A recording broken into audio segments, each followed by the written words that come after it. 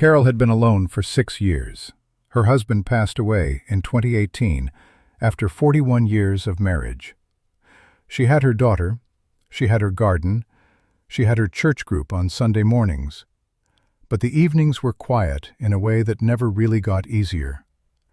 In the spring of 2024, her daughter helped her set up a profile on a senior dating site. Just to meet people, she said. Just to have someone to talk to. 3 days later, a man named James sent her a message. James said he was 64 years old, a structural engineer. Originally from Atlanta, currently working on a bridge construction project in Scotland. He was a widower too. His wife had passed from cancer 7 years ago. He had one daughter who lived in London. His profile photo showed a handsome, silver-haired man in a hard hat, standing on what looked like a construction site. He wrote beautifully. Long messages, thoughtful questions, real conversations.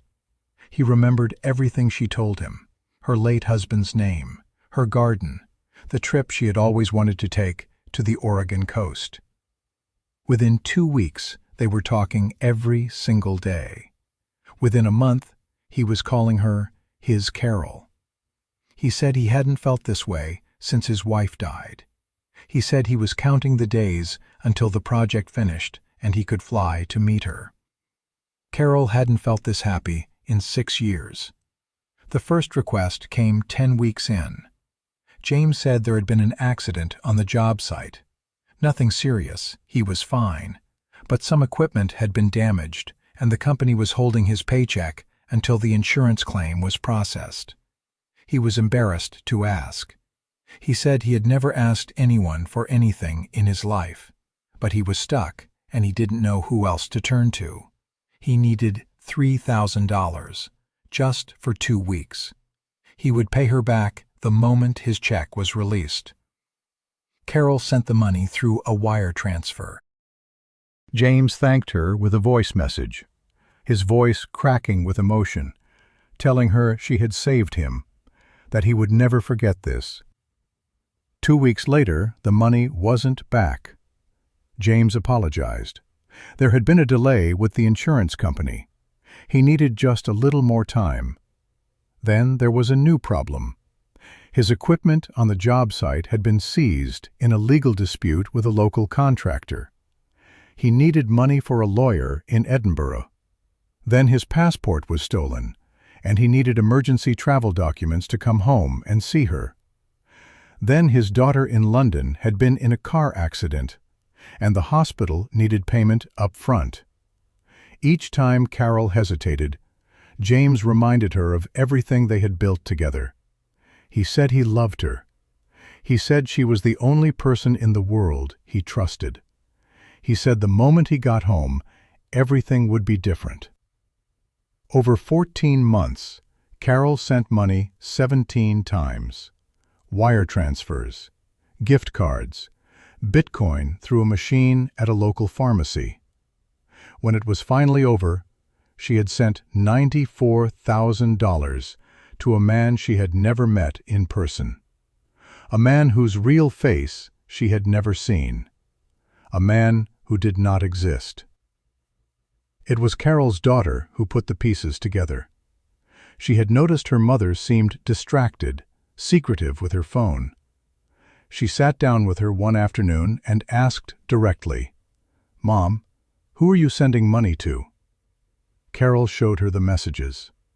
Her daughter Googled the profile photo immediately. It came up on 17 different fake profiles across multiple dating sites, each with a different name. The photo belonged to a real man in Germany who had no idea his image was being used this way. They called the FBI together. Carol filed a report with the FTC and the Internet Crime Complaint Center. The money was gone. $94,000, most of her savings, nearly everything she and her husband had built together, sent to criminal networks that investigators later traced to West Africa. Carol told her story to AARP. She said the hardest part wasn't the money. It was the grief. She had to mourn two losses at the same time: the man she thought loved her, and the life she thought was waiting for her. Romance scams are now the single highest-grossing fraud category targeting Americans over 60. According to the FTC, seniors lost over $1 billion to romance scams in a single recent year. The real number is believed to be much higher because most victims never report it out of shame. Here is exactly how it works. Scammers create profiles using stolen photos of real people, often military officers, engineers, or doctors working abroad. They target widows and widowers on dating sites and Facebook. They spend weeks or months building genuine emotional connection before ever asking for money. By the time the first request comes, the victim is deeply attached. They always have a reason they can't meet in person: working abroad, military deployment, stuck on an oil rig. And they always have a crisis that requires money urgently: an accident, a legal problem, a sick child. They use gift cards and wire transfers and cryptocurrency because these are nearly impossible to trace or reverse. And they are patient. Some of these relationships go on for years. Here is what protects you. If you meet someone online and they never want to video call, that is a serious red flag. Insist on a live video call early in the relationship. A scammer using stolen photos cannot show you their real face. If someone you met online asks you for money, stop. It does not matter how long you have been talking. It does not matter how real it feels. A person who genuinely loves you will never put you in a position where you feel financially responsible for their emergencies. Before you send anything, reverse image search their profile photo. On Google, click the camera icon in the search bar and upload the photo. If it appears on multiple profiles with different names, you have your answer in 30 seconds. Tell someone. Tell your daughter, your son, your closest friend. Scammers work hard to keep the relationship secret because they know one outside perspective breaks the spell immediately. And if you have already sent money and something feels wrong, call the FTC at reportfraud.ftc.gov or the FBI's Internet Crime Complaint Center at ic3.gov. Report it even if you feel embarrassed. These reports help investigators find patterns and stop the people doing this to others.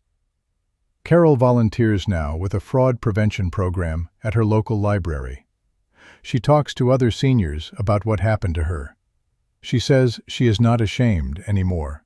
She says, "I was lonely and I wanted to be loved.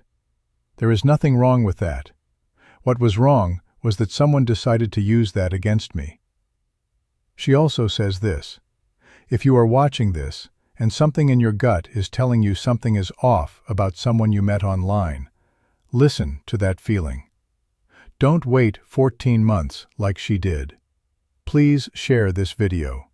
Send it to someone who is dating online, someone who lives alone, someone who lost a spouse. You might be sharing it at exactly the right moment. Subscribe for more real stories every week. We cover what's really happening to real Americans in retirement and exactly what you can do to stay safe. Stay safe. I'll see you next time.